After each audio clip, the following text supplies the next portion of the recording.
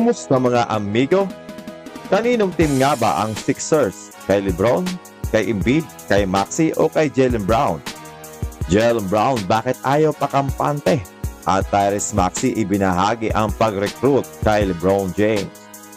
Maraming mga tanong kung sino nga ba ang nag-recruit kay LeBron James papunta sa Philadelphia 76ers. Well, isa dyan si Tyrese Maxey. Matagal nang nagkasama si LeBron at Maxey sa pag-workout simula pa noong summer at ayon mismo sa report, malapit ang relasyon ng dalawang ito at magkasama pa sila sa Clutch Sports. Pinuri pa dati ni LeBron James itong si Maxey publicly. Sa panayam na ibinahagi ni John Clark ng NBC Sports Philadelphia ay ibinahagi ni Maxey ang kanyang pag-uusap kay LeBron. Ayon kay Maxey, hindi daw sa damakmak ang tawag at text ang kanyang ginawa. Ilang phone calls lang, ilang messages lang at biro pa niya, ngayon siguro ay friends na kami.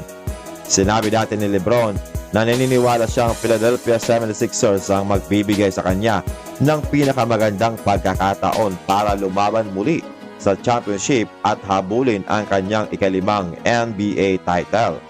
Kasama sina Maxey, Joel Embiid, Jaylen Brown at BJ Armstrong. Dahil sa bagong super team sa Philadelphia 76ers ay natanong si Jaylen Brown sa kanyang introductory press conference kung kanino nga ba talaga team ang Philadelphia 76ers. Kay LeBron ba? Kay Embiid? Kay Maxey? O sa kanya? Sinabi ni Brown na hindi kailangan maging super team ng kahit sino ang Sixers.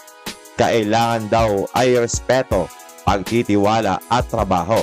Dagdag pa niya, para manalo kailangan ang sakripisyo, komunikasyon at adjustment. Ayaw pakampante ni Jaylen Brown mga amigo. Maganda raw ang kanilang team sa papel pero hindi iyon garantiya na championship agad. Kapag may distraction, ego at kulang sa communication, pwede daw bumagsak ang team. Well, tama ang sinabi ni Brown. Napakaraming super team na ang nabuo sa NBA pero sa huli, nag-failed dahil sa napakaraming issue ang lumalabas at kapag nagkaroon ng distraction at hindi pagkakasundo sa role ng mga players, malaking problema ito mga amigo.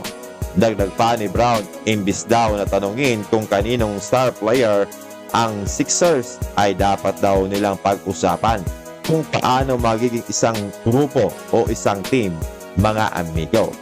Kailangan talaga nilang mag-build agad ang magandang chemistry at tanggalin ang ego. Higit pa doon, matutong sumunod sa sistema ng coach.